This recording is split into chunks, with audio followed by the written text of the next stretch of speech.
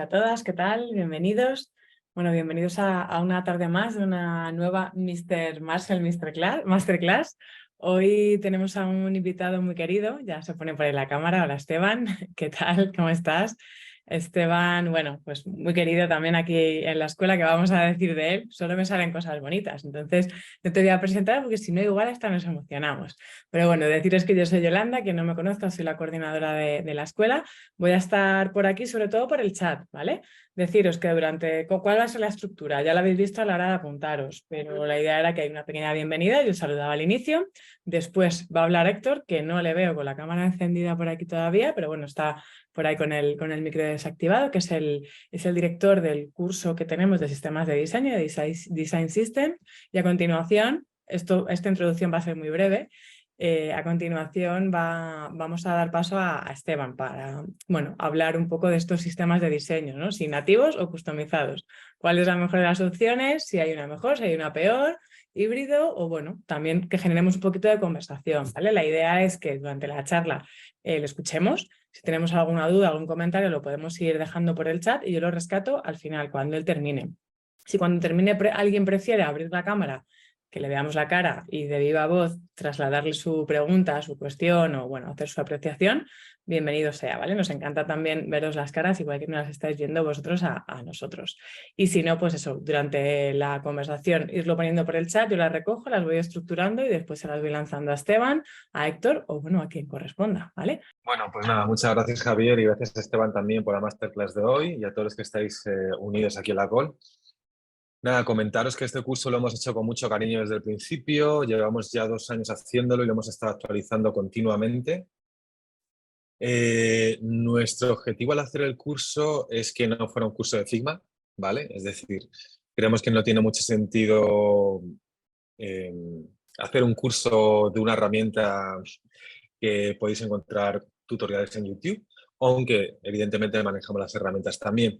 Pero nuestro objetivo es que fuera un curso que os dotara de un discurso propio alrededor de los sistemas de diseño, ¿vale? Porque los sistemas de diseño no son algo nuevo, sí que los sistemas de diseño tal como los entendemos aplicados a productos digitales tienen innovaciones, pero no todos los sistemas de diseño son iguales, hay muchos tipos de sistemas de diseño, el correcto depende de para qué organización, para qué producto. Entonces hemos querido hacer un curso sobre el cual podáis desarrollar un discurso propio, una visión sobre sistemas de diseño avanzada y al mismo tiempo que tenéis toda la base de lo que es construir un sistema de diseño, desde la parte de los principios del sistema de diseño hasta lo que nosotros llamamos los patrones visuales, es decir, toda la parte del sistema de diseño aplicado a tipografía, colores, iconografía, imágenes, ilustraciones y demás, pasando por la parte de patrones funcionales, que son pues todos los componentes y dependiendo de la analogía que queréis utilizar, la del diseño atómico es la más popular, aunque está un poco desactualizada. Entonces la idea ha sido esa, ¿no? Hacer un curso que siempre hemos estado sobre todo poniendo mucho cariño a coger el feedback de los alumnos en cada edición. Justo en esta edición la estamos actualizando con toda la parte nueva que tiene Figma de variables, etcétera, el Dev Mode, etcétera. Y también toda la parte de, hemos metido una clase sobre cómo usar inteligencia artificial para generar sistemas de diseño. Entonces nos tomamos muy en serio esta parte, la ponemos mucho cariño para que cada vez la experiencia de los alumnos sea mejor. Y bueno, eso es un poco, eso es lo que os cuento de nuestra visión del curso. Tenemos docentes pues, de primera calidad, Beatriz, que es la Senior Design System Owner de toda la suite de productos de la empresa de Bumble, Badoo y todas estas cosas.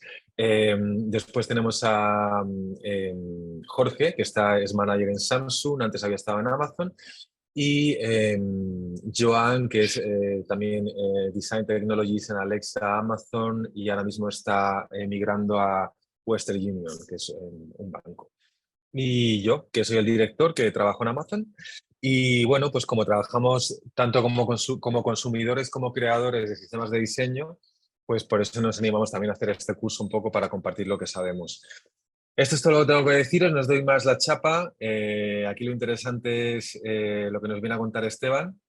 Y nada, cualquier pregunta que tengáis, tanto me la podéis hacer aquí por el chat, como me podéis añadir en LinkedIn y hablamos por ahí, como queráis, ¿ok?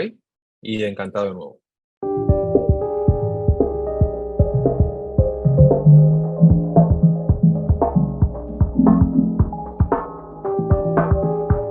Bueno, deciros que yo creo que Javier y Héctor, como me conocen, han sido bebés porque saben que me enrollo. Entonces, me he puesto de buen propósito no enrollarme mucho con las cosas e ir directo al grano. Yo creo que lo vamos a conseguir. Contaros también que, bueno, yo en esta edición no participo, pero sí que hemos hablado, Héctor y yo, muchas veces de sistemas de diseño. Y en alguna ocasión sí que he participado en las clases. Y hubo una conversación en la que hablamos acerca de esto, de sistemas de diseño nativos o customizados, que ahora veremos qué queremos decir con esta pregunta. Pero antes, para llegar a esa pregunta, me gustaría repasar con vosotros algunos de los conceptos, ¿no?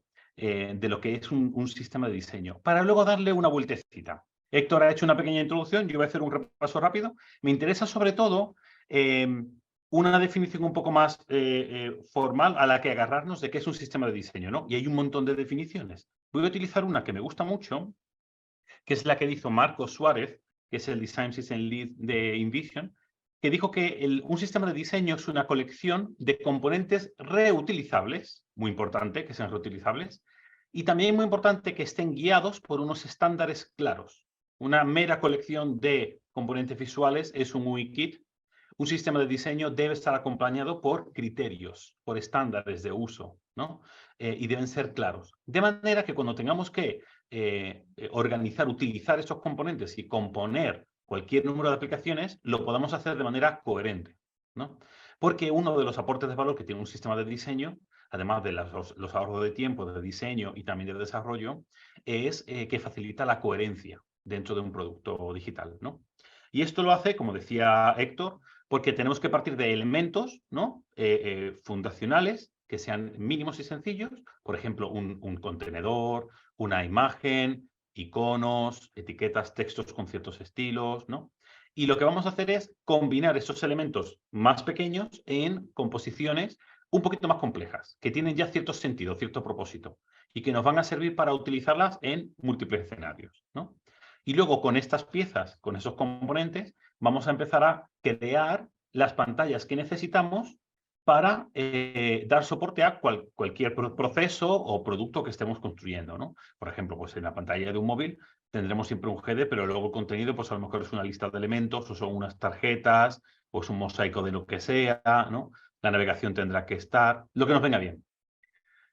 Decíamos al principio que la gracia de esto es que estos componentes no solamente nos sirvan para crear una aplicación móvil, sino que podemos trasladar la misma esencia a una interfaz de cualquier otro tipo, por ejemplo, una tablet o un portátil, una tele, lo que sea, ¿no? Y que esto nos permita que haya familiaridad, ¿no? Y coherencia entre ambos, en ambos entornos, y se reconozca que estamos utilizando la misma aplicación, pero que se estén adaptando cada una a su medio, ¿no?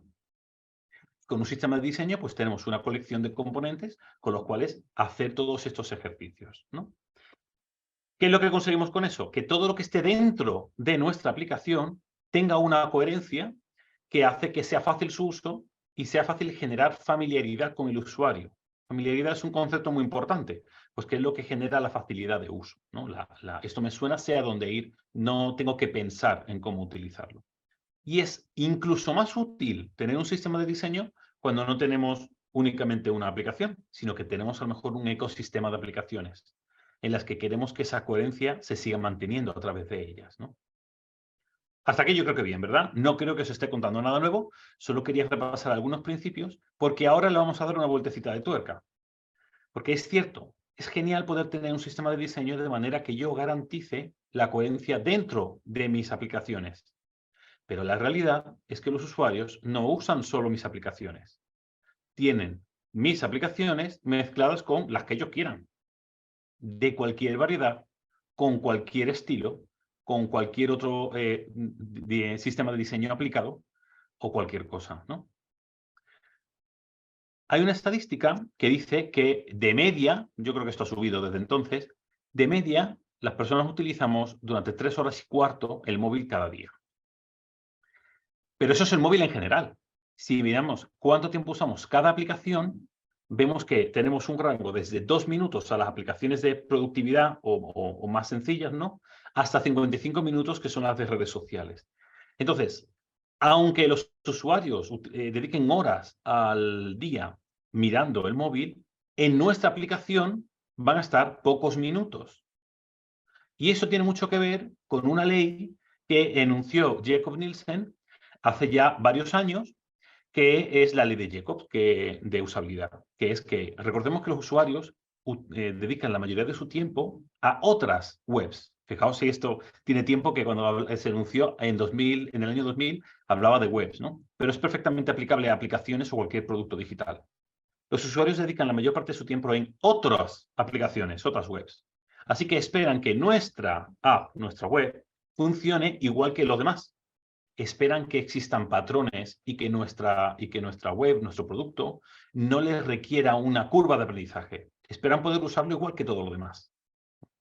Esto es muy relevante porque lo que nos está diciendo es, cuando tengamos que crear la experiencia dentro de nuestras aplicaciones, debemos considerar como la experiencia fuera de nuestras aplicaciones. Porque si no, estaremos yendo en contra de nuestros intereses. Estaremos dificultando la experiencia en lugar de suavizándola. Esto en el año 2000, cuando Jakob Nielsen enunció esta ley, ¿no? Que sigue siendo válida, hasta cierto punto era fácil recordar, porque los patrones que había en la web pues estaban evolucionando y los podíamos aplicar como quisiéramos. Pero no había nada que uniera el conjunto de las webs. Estábamos todas en Internet y el usuario saltaba de uno a otra, ¿no? Y ese espacio de convivencia de todas las webs, ¿no? No tenía nada que lo atara entre sí, no tenía algo que le diera coherencia. Pero eso va cambiando. Y desde que surgen los smartphones, tenemos un nuevo concepto que son las plataformas tecnológicas. En realidad surge de mucho antes, pero se populariza con el lanzamiento de los dispositivos móviles inteligentes. Las plataformas tecnológicas las podemos definir como la infraestructura que sirve como base para desarrollar, distribuir y ejecutar aplicaciones. Esto es importante verlo, porque, por ejemplo, tenemos plataformas que lo que van a hacer es que podamos crear sobre esas plataformas aplicaciones. Un ejemplo de ellos, Shopify, ¿no? O Salesforce para los entornos de trabajo. Hay muchas empresas, entre ellas en BBVA, donde yo trabajo, donde hay herramientas, normalmente internas, que se construyen con Salesforce, ¿no? Y son herramientas de productividad. Es muy importante diseñarlas muy bien, porque de ello depende el buen fluir del trabajo, ¿no? Salesforce da una serie de facilidades para el desarrollo de aplicaciones y su mantenimiento. Y también condiciona un poco lo que podemos crear, porque tiene su propio sistema de diseño. Shopify pasa algo parecido, pero como está orientado a otro tipo de consumidores, no hay tanto conflicto, ¿no? Otro ejemplo, si queremos meternos en el mundo de desarrollo de aplicaciones corporativas, ¿no? Son SAP e IBM, que tienen también sus propios sistemas de diseño. De manera que cuando se van a construir herramientas sobre la plataforma SAP o las plataformas de IBM, vamos a tener que considerar cuáles son sus sistemas de diseño, ¿no? Y los más conocidos, cuando creamos una aplicación para iPhone o para Android, también vamos a estar creando una aplicación que convive en una plataforma que tiene sus propios sistemas de diseño, ¿no? Entonces, claro, ahora viene este conflicto y ahora es cuando tiene sentido la pregunta que da título a esta charla, que es, si voy a crear una aplicación que existe en una plataforma, que si es una aplicación móvil es muy sencillo que ocurra, porque la vamos a lanzar en iPhone o en Android, ¿por qué me debo decantar? ¿Utilizo el sistema de diseño nativo de la plataforma o creo un sistema de diseño que customice la experiencia sobre el que yo tenga control? ¿Qué es lo que prefiero? ¿Qué pros y contras hay? Para responder a esa pregunta, que no tiene una respuesta definitiva como ninguna en el mundo del diseño, vamos a repasar qué diferencias hay. Cuando hablamos de sistemas de diseño nativo, hablamos de aquellos que vienen, digamos, de caja con los dispositivos, los sistemas operativos, por ejemplo, de los móviles, ¿no? Me voy a centrar a partir de ahora a hablar en el ejemplo de iOS y Android, que creo que va a ser más fácil y lo tendremos más a mano. Y también será lo que realmente nos encontraremos más en el día a día. La manera de funcionar de ambos sistemas operativos es muy familiar, pero sigue habiendo diferencias entre ellos.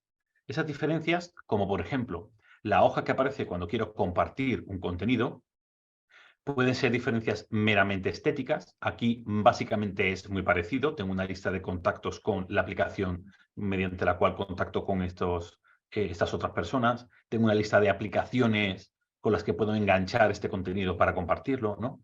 Y aquí la diferencia es fundamentalmente estética.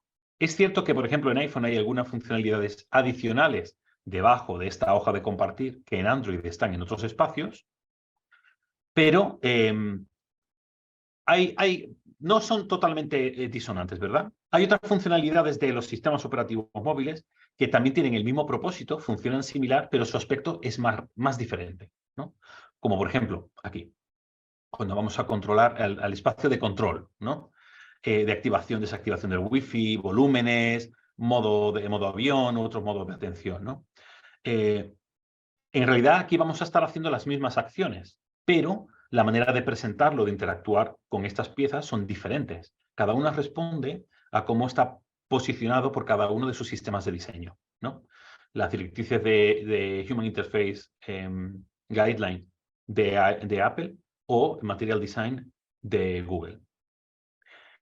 Y eso no pasa solamente en las piezas que son nativas o propias del sistema operativo, ¿no? Como hemos visto hasta ahora.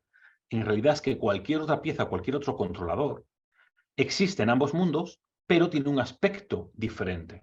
Y a veces funciona de manera diferente, ¿no? Aquí en estos ejemplos vemos como algunos de los componentes tienen sus detalles. En realidad son los mismos componentes y funcionan de manera parecida. Se presentan visualmente de manera diferente, ¿no? Cada uno a su entorno. Lo que complica un poco más el tema es cuando en lugar de hablar solamente de ese cambio visual, hablamos de que el patrón que subyace cambia. Cuando los patrones para realizar acciones comunes son diferentes en un sistema operativo que en otro, o son diferentes en el sistema operativo, el sistema de diseño nativo que contemplamos versus el sistema de diseño que nosotros queremos plantear, tenemos un pequeño problema. Porque significa que la manera de funcionar que nosotros proponemos al usuario es diferente a la manera que los usuarios están acostumbrados. Y empezamos a tener ahí un pelín de conflicto. Entonces, por repasar, los sistemas de diseño nos ayudan a tener consistencia, coherencia en todos los procesos que vayamos a diseñar. Para ello, las diferentes plataformas establecen su sistema de diseño de base, el que llamaremos nativo. El hecho de que los usuarios pasen la mayor parte del tiempo en la plataforma en general y, por tanto, ese sistema de diseño nativo sea el que más ven frecuentemente, genera una sensación de familiaridad. Eso es muy importante, como decíamos antes, porque el hecho de que yo como usuario me sienta familiar con un entorno, un contexto, una interfaz, hace que eso condicione mis expectativas. Y yo como usuario voy a esperar que las cosas siempre funcionen así. Y eso conlleva al santo grial de la experiencia de usuario, que son los hábitos. Cuando yo como usuario doy por hecho que las cosas van a funcionar de cierta forma, se establece un hábito. Yo voy a hacer siempre las cosas de esta forma. Y, pequeño recordatorio, las personas que usan los productos digitales no van a cambiar de hábitos por nosotros. Van a hacer lo que mejor les convenga. Seguro que esta imagen la habéis visto muchísimas veces. Y es un gran ejemplo de esto. No importa lo que nosotros diseñemos, el usuario va a hacer lo que espera que deba ocurrir. Va a hacer aquello a lo que está habituado. Y si haciendo lo que está habituado obtiene una mala experiencia porque nosotros no lo hemos previsto así a la hora de diseñar la interacción, nos culpará a nosotros, generará frustración y es probable que abandone la interacción con la plataforma, perdón, la interacción con nuestra aplicación. Entonces habremos fracasado porque no le hemos podido proveer de una experiencia de usuario satisfactoria. Pero claro, nosotros queremos un sistema de diseño porque también queremos que la coherencia vaya acompasada de una diferenciación. Queremos posicionar nuestra aplicación como diferente de las demás, ¿no? No queremos que se mezcle con todas. Entonces se ocurre aquí un juego de ¿y qué es más importante? ¿Y por dónde se decanta la balanza? ¿Debo defender la identidad visual que yo quiero darle a mi producto, a mi aplicación, para que sea diferente a los demás, para que sea reconocible? ¿O me pliego a estos hábitos y expectativas del usuario porque no quiero sacrificar la adopción de mi aplicación, ¿no? Y esta es la cuestión. ¿Es necesario renunciar a todo? ¿O hay algún punto de equilibrio que podemos alcanzarlo? Y ahora yo creo que viene lo interesante de esta conversación, ¿no? Lo primero, deciros que no todo es tan desastroso. Por ejemplo, Google ya hace un par de años que anunció que iba a dejar de utilizar Material Design en sus aplicaciones de iPhone. ¿Cómo puede ser con la cantidad que han invertido en su sistema de diseño? ¿No será eso que ha abandonado sus principios? No. Si veis el hilo de Twitter de Jeff Berkowitz, que es el ingeniero jefe de Google Design, explica este proceso de cómo llegaron a esta conclusión, ¿no? Qué analizaron, qué pensaron y por qué llegaron a esta decisión de, digamos, seguir utilizando piezas del sistema de diseño nativo de iPhone para construir sus aplicaciones. Habla de, primero, que se genere una experiencia que es más acorde a la expectativa del usuario, porque está acostumbrado a su plataforma, que es el iPhone, ¿no? Habla de el trabajo extra que tenían que hacer para adaptar los patrones que había en Material Design para que tuvieran sentido dentro de los patrones de iPhone, que a veces era difícil o incluso imposible de conciliar. Y también habla de otro punto muy interesante, que también lo tocó Héctor al principio, cuando hablaba un poco del curso. Con el tiempo, el sistema de diseño de iPhone se había convertido en un sistema de diseño nativo muy parametrizable, muy customizable. Soportando las variables, podríamos ajustar y personalizar cómo ese sistema de diseño terminaba presentándose al usuario. Y lo que lográbamos es que no era todo o nada, sino que podíamos utilizar el sistema de diseño, darle alguna capa de nuestro propio estilo para que no fuera del todo diferente, pero no se perdiera dentro de la homogeneidad de la experiencia de la plataforma. Entonces, ese punto de equilibrio al que han llegado los sistemas de diseño de las plataformas maduras, lo mismo ocurre, por ejemplo, con Salesforce, facilita que se tome esta decisión. Vale, no sacrificaremos esas decisiones de identidad visual, lo que pasa es que las ceñiremos a aquellas que podamos personalizar sobre el sistema de diseño nativo. Esta podría ser una primera respuesta a esta pregunta que hemos dicho. Si las necesidades que tenemos de darle una entidad de marca, una identidad visual, si de la necesidad de diferenciación podemos satisfacerla al personalizar el sistema de diseño nativo a través de variables, estupendo, porque entonces hemos encontrado un equilibrio sanísimo, que además nos ahorrará mucho dolor de cabeza. Pero puede ser que eso no sea suficiente. Puede ser que tengamos que buscar mayor customización, porque necesitamos, en un mercado muy competitivo, diferenciarnos un poco más, ¿no?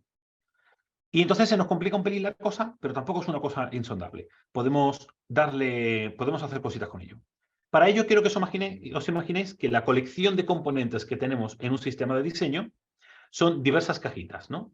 Y si vamos a ver una de esas cajitas, me da igual cuál sea, esto vale para todos ellos. Si vamos a ver una de esas cajitas, lo que podemos imaginarnos es que dentro, en realidad, hay diferentes capas, ¿vale? Diferentes capas que tienen diferentes funciones. La primera capa es el signifier, el significante. Es decir, lo que nosotros vemos que nos dice que se puede hacer algo. Lo que se puede hacer es lo que se llama el affordance. Ahora vamos a poner ejemplo de esto, ¿no? Y cuando yo percibo que ahí hay algo con lo que puedo interactuar y puedo predecir de qué manera voy a interactuar porque puedo ver qué es lo que puedo hacer, ¿no? Que es el signifier es cómo me da a entender lo que puedo hacer y el affordance es lo que se puede hacer. La última parte sería la interacción. Yo ya sé, o yo como usuario confío, que puedo interactuar de cierto modo y puedo interactuar con él, con el elemento. Cuando realizo una interacción, existe un punto de feedback. Cuando el sistema me dice, me reconoce mi interacción y me da a entender pues, que la ha reconocido, que ha hecho lo que tuviera que hacer, ¿no? Como sea que tenga que funcionar este componente que estamos poniendo aquí de ejemplo. Y por último, es el patrón de uso que subyace debajo de todo esto. ¿Sí? Entonces, para cualquier componente, la parte visual va a ser siempre un significante que también nos va a servir para dar feedback al usuario. El feedback puede ser el mismo componente, por ejemplo, algo que cambia de color.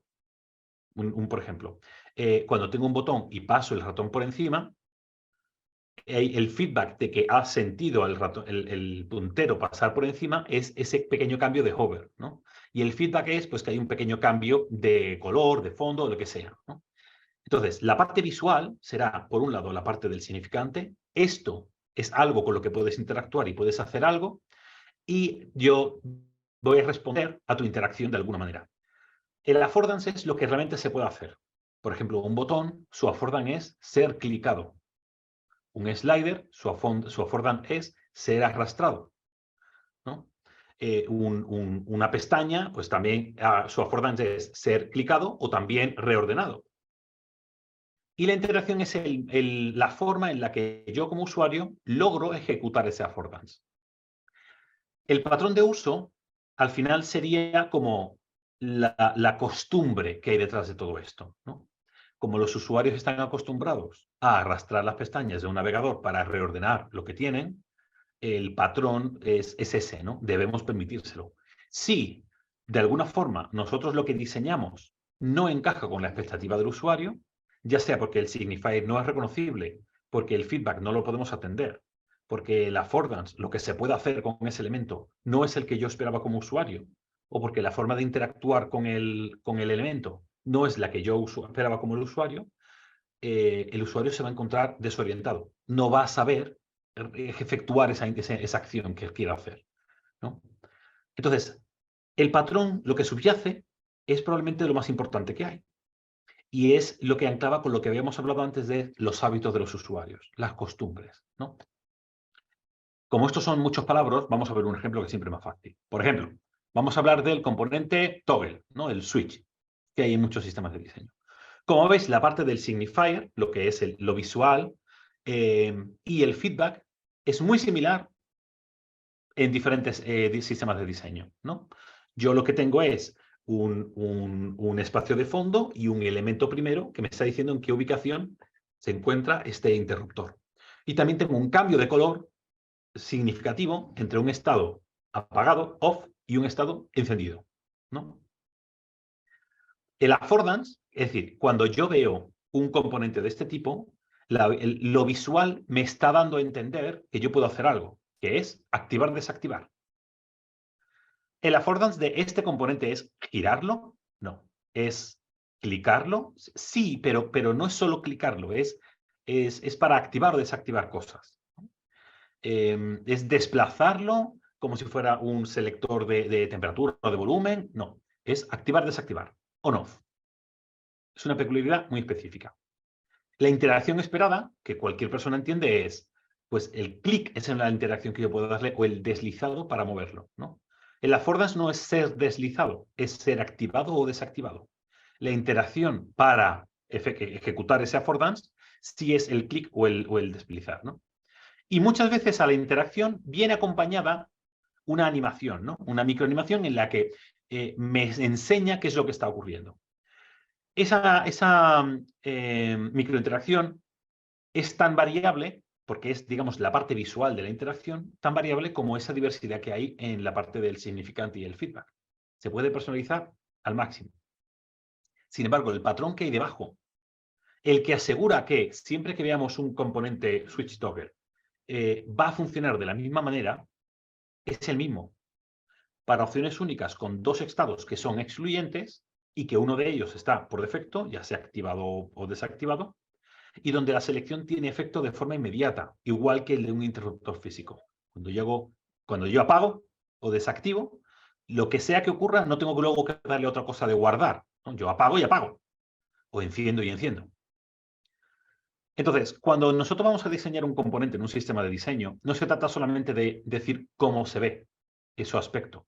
Tenemos que tener en cuenta qué se va a hacer con ese componente, qué va a ocurrir cuando se utilice, cómo va a ocurrir esa interacción y sobre todo tenemos que tener claro cuándo tiene sentido que utilicemos este componente y no cualquier otro.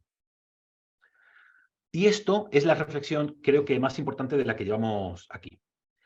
Porque cuando decimos que tenemos que customizar un sistema de diseño o crear nuestro propio sistema de diseño diferente del nativo de la plataforma, significa que tenemos que tomar todas estas decisiones. No solamente lavarle la cara o ajustar el visual de los elementos. Y para poder decidir cómo cambiamos cada uno de estos bloques o de estas capas de cualquier componente de un sistema de diseño, tenemos que pensar en lo que me gusta llamar flexibilidad. Por ejemplo, como decíamos antes, la parte más visual del signifier y del feedback tiene una alta capacidad, una alta flexibilidad. Es decir, podemos customizarlo mucho. Perdón. Podemos adaptar cómo se ve, con qué color está, podemos adaptar el tamaño, podemos adaptar la proporción, podemos adaptar si le metemos iconos o no, podemos adaptar un montón de cosas, podemos tomar muchísimas decisiones. Y la diversidad de ejemplos que hay de, por ejemplo, switches de este tipo es muy alta. ¿Por qué? Porque no pasa nada si nos tomamos muchísimas libertades para retocarlo. La flexibilidad de customizar un componente a nivel visual, es decir, de signifier y de feedback, es alta. Podemos jugar muchísimo. Sin embargo, la capacidad, la flexibilidad de customizar una affordance de un componente es muy baja. ¿Por qué? Porque por más que yo le cambie el aspecto a este switch, va a seguir siendo un switch. Y la forma de usarse o la acción que me da a entender como usuario que voy a poder realizar es encender-apagar. Y si yo lo cambio, me la juego, porque o bien no se entiende o entro en conflicto con otros componentes. Y entonces ocurren cosas confusas, ¿no? Si le meto múltiples estados, pues a lo mejor no estoy hablando de eso, estoy hablando de un button group, o estoy hablando de otro tipo de componentes, ¿no? Cuyo comportamiento tendrá que ser diferente. Y esa diferencia de para qué sirven y qué se puede hacer con ellos va a tener que trasladarse visualmente. Entonces, si cuando nosotros retocamos la parte visual, el signifier, el feedback, lo retocamos y lo flexibilizamos y entramos en el terreno de que cambiamos cómo se comunica lo que se puede hacer, ya estamos estirando demasiado. Y cuando estamos en esa parte de la affordance, la flexibilidad es baja. Eso significa que, como tensionemos mucho, la experiencia se nos rompe. Por tanto, lo que se pueden hacer con los componentes deberíamos dejarlo bastante estandarizado, porque nos jugamos el hecho de que nuestros componentes no se entiendan y por tanto el usuario lo que tenga sería una experiencia frustrante. Ocurre algo parecido con interacción, aunque en interacción yo lo califico como de flexibilidad media. ¿Por qué? Porque los usuarios están... primero, la parte visual de la interacción, que es sobre todo, ¿no?, de cómo ocurre esa interacción y cómo responde cuando yo estoy haciendo la interacción, puede educar al usuario cuando algo es diferente, ¿no? Y porque los usuarios tienen capacidad de aprender, no son tontos. Cuando los usuarios encuentran algo que es diferente y que no encaja con ningún affordance previo, pueden, si le damos las pistas adecuadas, aprender a utilizar un nuevo patrón de interacción. El ejemplo más claro de esto es la selección de aceptar-rechazar de, por ejemplo, Tinder. Eso es un modelo de interacción que se inventó, bueno, no sé si se inventó en Tinder, pero fue cuando se popularizó y que los usuarios tuvieron que aprenderlo. No tardaron porque estaba bien explicado, ¿no? Cuando veíamos esa tarjeta y con ese tutorial, se nos educó a los usuarios a que cuando veas un signifier de este tipo, el affordance que hay detrás es interactúa deslizando para un lado o para el otro según quieras aceptar o rechazar. Y de hecho, ese mismo patrón se ha utilizado ya en muchos sitios, ya no sirve solamente para aceptar o rechazar gente con la que quedar. Por tanto, la interacción es algo con lo que podemos experimentar un poco más que con los affordances, pero no tanto como la parte puramente visual. Y si lo hacemos, tenemos que tener cuidado de saber cómo educar a los usuarios para que conozcan esa nueva interacción y no les cueste luego aprenderla, ¿no? Un ejemplo interesante de cuando empezamos a jugar con la interacción. Cuando Apple lanzó el iPhone 10, el iPhone X, y abandonó ese paradigma de los primeros 10 años de iPhone, que fueron más de 10 años, en el que tenemos la pantalla, pero tenemos un botón home enorme abajo, la interacción para hacer muchas cosas era le doy el botón y me vuelvo siempre a la home. Cuando yo quito el botón, el usuario tiene que reaprender cómo interactuar para lograr lo mismo, ¿no? Lo que he hecho ha sido mantener el affordance de volver a home, pero le he cambiado su patrón de interacción. Y para ello me tengo que cambiar otro signifier, porque como ya no hay un botón, ¿cómo indico la posibilidad de esa interacción? Se tuvo que inventar el hecho de que haya esa barra que hay abajo de los iPhones, que por cierto no es invención de Apple, es invención de Palm, que lo veremos otro día, para decirle al usuario que aquí se puede hacer algo. Y utilizar animaciones sutiles y muchísimo marketing para enseñar al usuario que es deslizar el dedo hacia arriba. Afortunadamente es una interacción muy sencilla, que la ergonomía del dispositivo resulta natural. Entonces el usuario aprende ese nuevo patrón y ya una vez que lo aprende, pues ya es una costumbre, ¿no? De hecho, hay muchos más dispositivos que funcionan de esta forma. Resumiendo, la interacción nos permite jugar, pero tenemos que tener un poquito de cuidado, porque hay ya costumbres establecidas. Y si queremos salir de esas costumbres para explicar algo, primero, tenemos que estar seguros de que el signifier y el affordance no dan a entender otro tipo de interacción que pueda confundir al usuario. Y segundo, tenemos que estar seguros de que explicamos al usuario cómo va a funcionar esto, para que no se frustre cuando tenga que experimentarlo. Y por último, los patrones de uso. Y esto es volviendo al principio del comentario que hacíamos. Los usuarios no van a cambiar porque nosotros queramos. Sus hábitos son sus hábitos. El cambio de hábitos, de hecho, es toda una línea de trabajo de diseño que igual merece la pena un curso aparte. Toda esa parte de behavioral y de tal. Cuando nosotros cambiamos un sistema de diseño de manera que las cosas sirven para cosas inesperadas, nos estamos cargando los patrones establecidos, los hábitos y las expectativas de los usuarios. Y ahí es cuando ya nos cargamos la experiencia del todo. Por tanto, mucho cuidado cuando customicemos y creemos nuestros propios sistemas de diseño, que no nos carguemos esta última capa que es la más frágil. Más que nada porque romper en este nivel puede resultar catastrófico y puede condicionar un abandono, porque el usuario se siente incompetente de seguir interactuando con este producto, ¿no? Entonces, cuando vayamos a hacer algo relativo a la customización o crear un nuevo sistema de diseño, importante considerar que los componentes no son solamente una pieza en Figma, como decía Héctor, sino que significan cosas. Lo visual representa varias capas que hay por debajo. Y cuando creamos un nuevo componente, tenemos que considerar qué es lo que da a entender, cómo lo percibe el usuario, a qué tipo de interacción invita, qué tipo de expectativas está utilizando y cómo encaja con lo que el usuario ya conoce y con los hábitos que tiene. Y entonces podremos establecer una personalización que tendrá nuestra marca, nuestro sello, nuestra identidad visual, nos marcará la diferencia, pero no traicionará la familiaridad ni la adopción y el uso de la aplicación o de cualquier producto que creemos con nuestro sistema de diseño. Sí. Para terminar, porque habéis visto que me enrollo, solamente 4 puntos. Primero, el mundo no gira en torno a nuestras apps. Eso es muy importante. Nuestras aplicaciones residen como invitados en los dispositivos de los usuarios y conviven con otras formas de funcionar. No significa que eso condicione cómo funcionan nuestras aplicaciones, pero deberíamos tenerlo en mente, porque es posible que nos favorezca aprovecharnos de los hábitos que ya existen y de la familiaridad que consiguen esos sistemas de diseño nativos. Segundo punto, el equilibrio entre diferenciación y estandarización.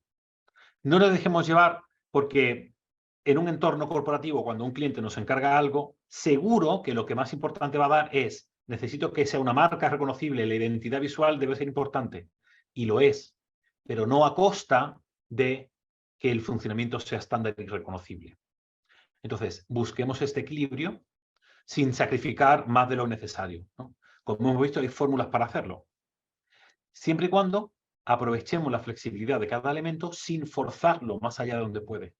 Y aquí es donde vuelvo a lo que hemos hablado de la flexibilidad de cada capa del componente.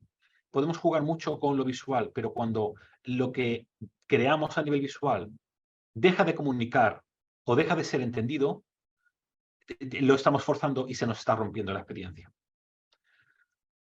Y por último punto, utilicemos variables para customizar los sistemas nativos, como una de las estrategias que nos puede facilitar el conseguir este equilibrio.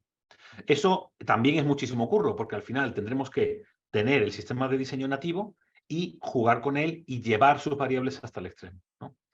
No voy a hablar de esto más porque esto es uno de los puntos, el uso de las variables para definir sistema de diseño que vais a ver en el curso, pero creo que como un recordatorio de cuántos puntos que hay aquí a la hora de decidir cuándo crear algo nuevo o basarnos en lo que ya existe, debería servirnos.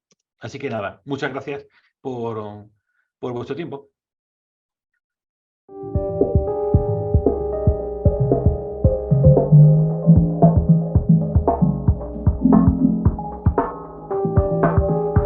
¿Alguna preguntita por aquí? Porque estabais todos totalmente absortos, creo, escuchando a Esteban y no habéis puesto ninguna pregunta por el chat. Así que este es vuestro momento. Si queréis preguntar algo, adelante. Si no, no sé si te apetece también compartir algo, Héctor, que justo te he cortado, que ibas a decir algo.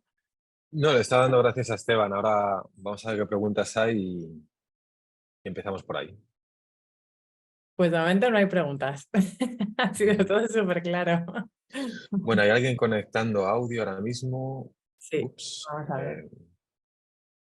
Sí, no sé si ha sido una falsa alarma o... Parece que ha sido falsa alarma. Porque Sí. tampoco, por la gente que está conectada en YouTube, tampoco han puesto por aquí preguntitas. A ver, Sabina, que te estás, te veo ahí, ¿no? Hay una Mary, pregunta ahora. vale. ¿Qué nivel de Figma recomendáis para el curso? Pregunta Mary. A ver, para el curso creo que hay que tener un entendimiento, una comprensión básica de lo que es Figma, cómo funciona Figma, no sé, auto layout, aunque lo vamos a ver. Este no es un curso de Figma, ¿vale?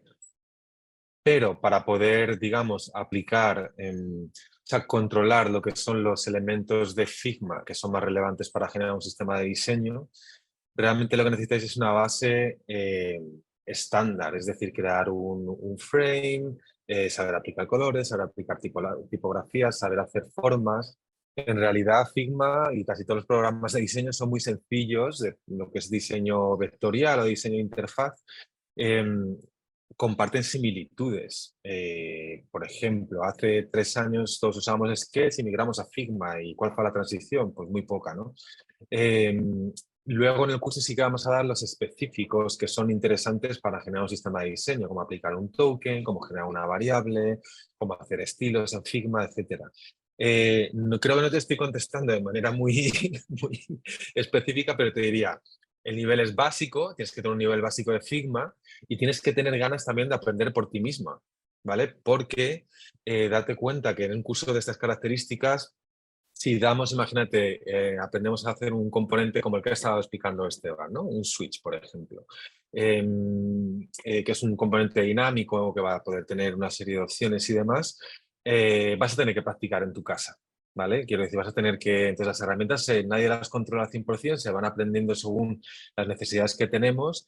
Tienes que sentirte cómoda manejando una herramienta de diseño, sea Figma, sea cualquier otra, y en el curso te daremos tips para aplicar un sistema de diseño de manera correcta, pero no es un curso de herramientas, ¿vale? Y te digo una cosa, ninguna herramienta te va a hacer un buen diseñador, ¿vale?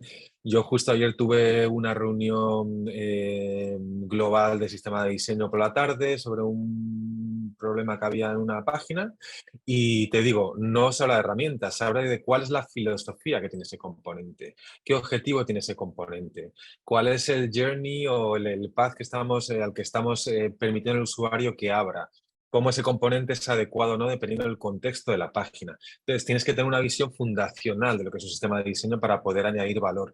Las herramientas nos sirven al final, sobre todo cuando estamos empezando nuestra carrera, para romper esa fricción, ¿no? Para decir, ay, madre mía, puedo, si me mandan a hacer algo, lo sé hacer, ¿no? Pero luego la herramienta no es nada. Quiero decir, la herramienta, pues hoy es mañana, hoy es esta, mañana es otra. Yo cuando empecé se usaba una, bueno, Javier, que es aquí el más senior de todos, nos contará, pero vamos, quiero decir, Illustrator, Photoshop, empezamos con Photoshop, después Illustrator, después Fireworks, después Sketch, después... Freehand. Freehand, sí, claro, Freehand. Ya, ese es el padre de los padres. Entonces yo de verdad, aunque entiendo esa ansiedad inicial con las herramientas, porque es normal, ¿no? Todos queremos sentirnos capaces, sentirnos que somos capaces de empezar un trabajo y demás. Pero las herramientas se aprenden en 2 días, o sea, no... Y se olvidan en 2 días también. Bueno, igual olvidarse tardan un poco más, pero...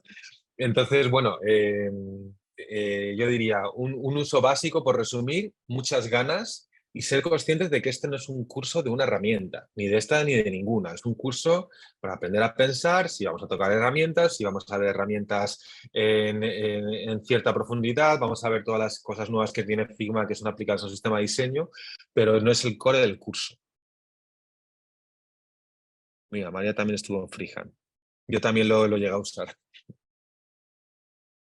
Creo que había una pregunta interesante que aquí comentaba Brenda, que cuál es el valor del curso y qué duración tiene. El valor del curso es que es una iniciación para volverte un experto en sistemas de diseño y la prueba la tienes en que muchos de nuestros alumnos son ahora mismo Senior UX Design System Managers o incluso lideran departamentos enteros de sistemas de diseño. Por ejemplo, en BBVA, Marta, Esteban, Esteban, tú la conocerás. Marta pasó por nuestro curso y ahora es liderar el sistema de diseño. Perdón, no sé si es en BBVA o en Open Bank, me estoy colando, creo. Bueno, no me acuerdo, un banco. Después, pues Beatriz fue alumna de nuestro curso y ahora mismo lidera varios sistemas de diseño en varias plataformas. Bueno, hay muchos ejemplos, ¿vale? Entonces, es un curso que te da la perspectiva para entender cómo tienes que gobernar un sistema de diseño. Y evidentemente, como todos los campos de conocimiento, luego hay múltiples áreas en las que vas a poder profundizar. Un curso de 50 horas no te va a hacer un experto en nada, porque para ser un experto en algo necesitas 10.000 horas, según dicen. Pero bueno, digamos que es para iniciar un camino para hacerte un experto en sistemas de diseño, bien sea como diseñador o como líder de un equipo de sistema de diseño. Vale, gracias, Héctor. Bueno, por aquí también preguntaba María, ¿no? María es señora, como Javier. Me ha hecho gracia lo de tenemos a Javier, que es un señor. Y No, he dicho senior, pero perdón, vale, Javier. de señor, y me he Quería quedado llamar como... señor. No, me ha encantado, me ha encantado, me ha encantado. Me ha encantado. He entendido señor, me ha hecho mucha gracia. No, pero me encanta señor también. Bueno, María también estuvo en Freehand y aquí está, o sea que sí que es necesario. Eso está claro, ¿no? No, dominar una herramienta no te convierte en diseñador, son otras cosas las que están ahí. Bueno, pregunta también por otro curso, ¿no? Hace referencia que que sucede en el curso de UX UI, que si se trata el tema de sistemas de diseño, pero más general, sí, se trata, pero claro, nada, hay una sesión, 2 sesiones, me parece, ¿no? No se puede comparar, claro, el curso de UX UI no llega a las 90 horas, pues es más largo. Y es todo el proceso de creación de un producto digital. Se toca sistemas de diseño, se toca UX Writing, o sea, narrativa, investigación, claro, se tocan muchos puntos porque haces el proceso completo, pero es diferente, el concepto es diferente. Y luego por aquí, a ver, Brenda, sí, vale, eres tú, Héctor. También preguntan por el curso de Design Ops, que es diferente. Hay una parte, si quieres directamente María y Marija, os dejo un correo electrónico, ¿vale? Que va a ser más fácil por dejar así preguntas que están, si queréis que están surgiendo por aquí, centrarnos un poquito más, ya no tanto en todos los cursos. Podéis escribir al correo al de dinos@mrmasterschool y ahí os lo explicamos todo si queréis más detallado, ¿vale? Y a ver, había otra preguntita por aquí arriba. Vale, nada, no, eran puntuales. Y no, había una, que si no hace falta tener un nivel senior para hacer este curso. Alguien había preguntado. Gracias. Sí. No sé si se ha borrado, pero... Y yo creo que eso está Ah, respondido ya, Héctor, de todas formas. Sí. Sí, yo creo que vale, con lo que ok. has dicho. Ok, perfecto. Bueno, sería interesante que nos comentases qué opinas de lo que nos ha contado Esteban, que al pobre le hemos dejado ahí olvidadito y ha dado Sí, una pedazo de charla, total. la verdad. Qué gusto escucharte. Sí, yo tengo algunas reflexiones, no sé si aquí en los comentarios también. A ver, una reflexión general, a mí me ha gustado mucho la charla. Es que, claro, el diseño cada vez está como comoditizando más. No sé si la traducción es adecuada o no, pero digamos que Apple empezó a aplicar el diseño a los productos digitales, los demás fueron cogiendo un poco carrera y ahora mismo digamos que todo se parece, ¿no? De hecho, uno de los dilemas que yo lo tenemos los diseñadores es que, claro, ahora mismo hacer un diseño que sea diferenciador es muy difícil, ¿no? Porque ya la gente espera un buen diseño y todo se parece mucho. Entonces, esto en cuanto a, digamos, percepción inmediata, ¿vale? De lo que es manejar un producto digital con un entorno nativo como el de... Aunque luego hay customizaciones y cada luego fabricante añade su capa, en el caso de Android, etc. A mí me ha parecido muy interesante. Una cosa en la que los productos ahora mismo se están tratando de diferenciar es como con los principios fundacionales, ¿no?, de las empresas. Por ejemplo, en el caso de Apple es la privacidad, ahora mismo también anda mucho boom con esto del libre de carbono, ¿no?, en todos los productos y demás. ¿Cómo se traslada un sistema de diseño? Pues no lo sé, pero hay consecuencias desde luego en la interacción más que en el sistema de diseño. Y luego, aunque hay una estandarización que, digamos, más o menos los usuarios esperan que las cosas funcionen de una manera y demás, sí es cierto que también hay productos que se empiezan a diferenciar también creando cosas nuevas, porque ahora mismo otros productos hacen lo mismo, nos han mostrado unas capacidades, un mundo de, digamos, una manera de utilizar los productos, pero hay otras posibles. Entonces, por ejemplo, Notion está generando muchos componentes que son muy únicos, que no existen, ¿no?, como patrón de interacción. Y eso también es interesante, ¿no?, para ver cómo este tipo de cosas, o cuando haya cada vez más maneras de recoger el input de los usuarios, ¿no? Pues ahora mismo tenemos pues, Motion y otras maneras, ¿no?, en la que, por ejemplo, un device recoge interacción. Por ejemplo, ahora han sacado para el reloj un modo nuevo interactuar a través de Motion, ¿no?, en la última versión, en la presentación última y demás. Cómo esto va a hacer cada vez, va a desafiar a cómo implementamos esto en un sistema de diseño. Y luego cómo estandarizamos, cómo se adopta y demás. Y bueno, yo no tengo mucho más comentario. Bueno, tengo seguramente, pero no sé si alguien tiene por aquí. Vamos a ver por aquí, que ha habido algún... Mira, Mariel hace por aquí algún comentario, ¿no, Yolanda? Entiendo entonces que Sí, siempre nos basaremos en el sistema de diseño para realizar o customizar nuestro sistema de diseño. Lo pregunto porque hay apps que desean los suyos propios. sí, yo estaba leyendo justo ese comentario de Mariel y me estaba haciendo pensar, primero, cuando una app dice que quiere su propio sistema de diseño, ¿qué quiere? ¿Quiere su aspecto propio? ¿Quiere su personalidad visual, su identidad visual? ¿O de verdad quiere todo un sistema de diseño con la dimensión que tiene el sistema de diseño, ¿no?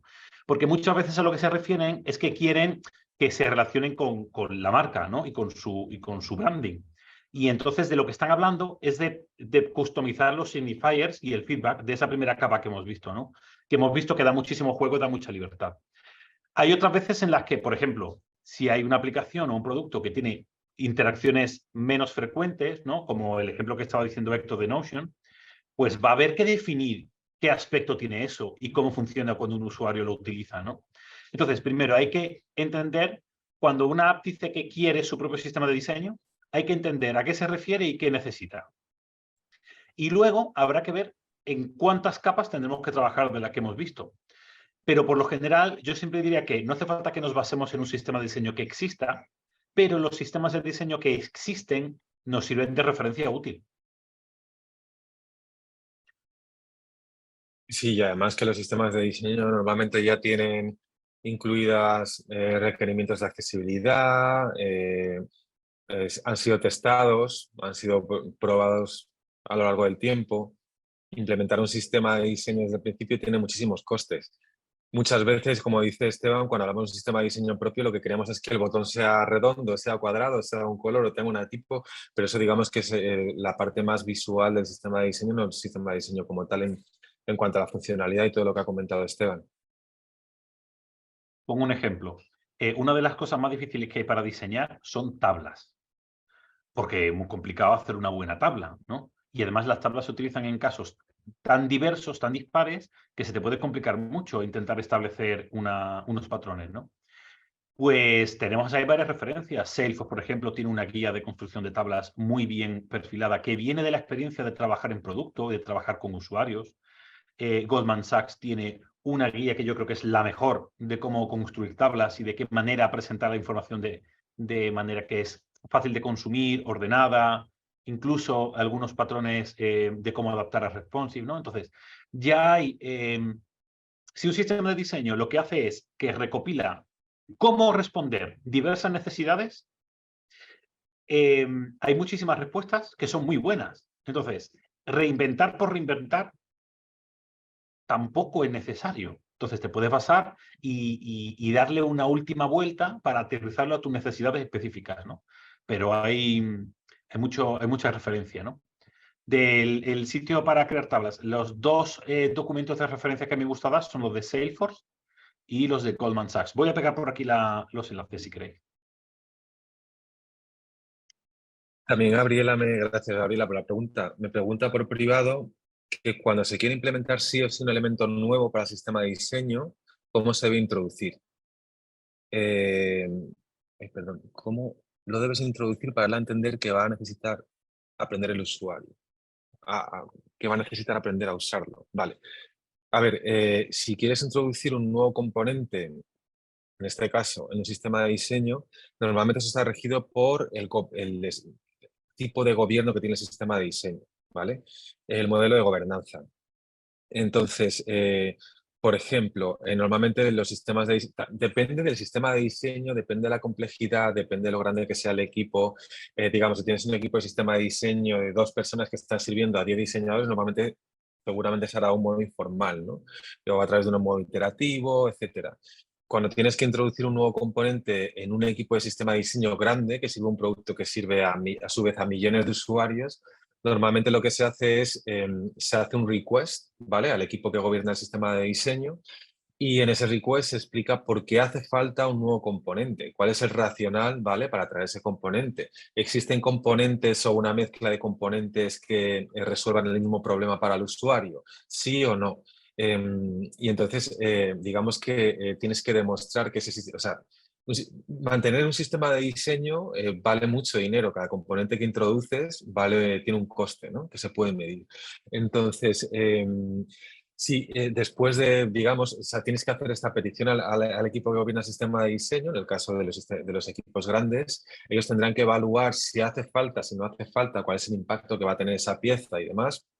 Y una vez aprobada, dependiendo de cuál sea el modelo, después para lanzar cualquier tipo de cambio, no solo el sistema de diseño como componente nuevo, sino de modificación sobre el existente, que es que dependiendo, por ejemplo, en una gran corporación o en una gran tecnológica, normalmente se hace a través de fases iterativas en las que se experimenta con ese componente. Primero ese componente se muestra, imagínate, a un 5% de los usuarios, se ven las métricas, se comparan con las antiguas y después, digamos, si ese nuevo componente funciona, no tiene ningún error, etcétera, y además da unos objetivos de negocio adecuados, pues se va sirviendo cada vez a más usuarios hasta que al final, digamos, se decide si ese componente pasa a producción o no pasa a producción. Y por supuesto luego hay muchas fases previas. Si tienes un componente nuevo que tiene un modelo de interacción nuevo, tendrás que testear la iteración, pues a través de un test de usabilidad, por ejemplo, para entender si la gente comprende el modelo de interacción es intuitivo, si se pueden completar las acciones, si cumple a lo mejor, por ejemplo, también principios de accesibilidad. Pues digamos que hay un montón de fases que las he dicho un poco a lo mejor mezcladas, pero digamos que tiene muchos modelos de complejidad dependiendo de cuánto de complejo sea el equipo de sistema de diseño. Espero haberte respondido porque a estas horas, no sé, me equivoco con las palabras y demás. Yo diría que sí, ¿no?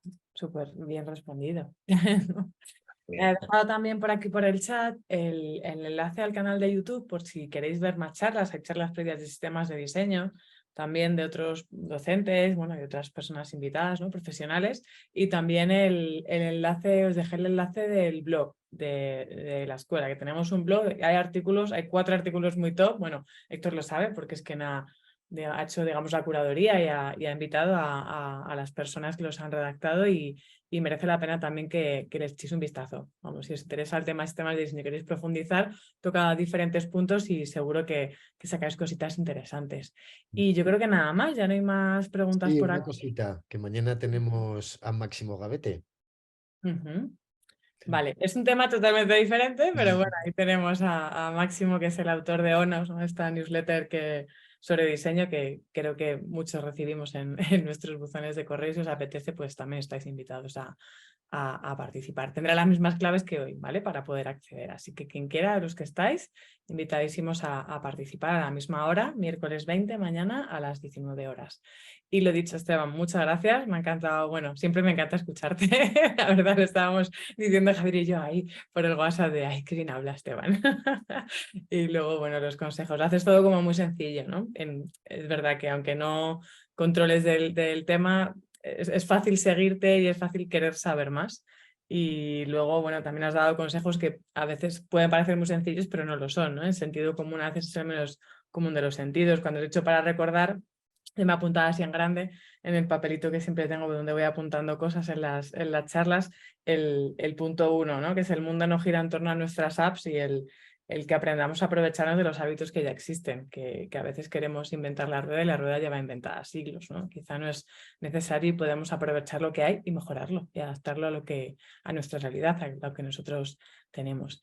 Y por mi parte, nada más. Gracias, Esteban. Mil gracias, Héctor, como siempre, también, que estás ahí pendiente de todo. Y bueno, si os apetece formar parte del curso, en la próxima edición del curso de sistemas de diseño comienza el jueves 5 de octubre, todavía tenemos plazas y es tan sencillo como escribirnos y os pasamos toda la información, cualquier duda que tengáis, si os ha quedado alguna duda, aparte de las que ya le habéis lanzado a Héctor y él ha resuelto muy bien, pues por aquí estamos para lo que necesitéis. Así que lo dicho, nos vemos pronto, espero, y gracias por pasar esta tarde con nosotros. Muchas gracias. Muchas Adiós. gracias, Hasta Esteban y luego. todos. Adiós, Adiós. adiós. Gracias.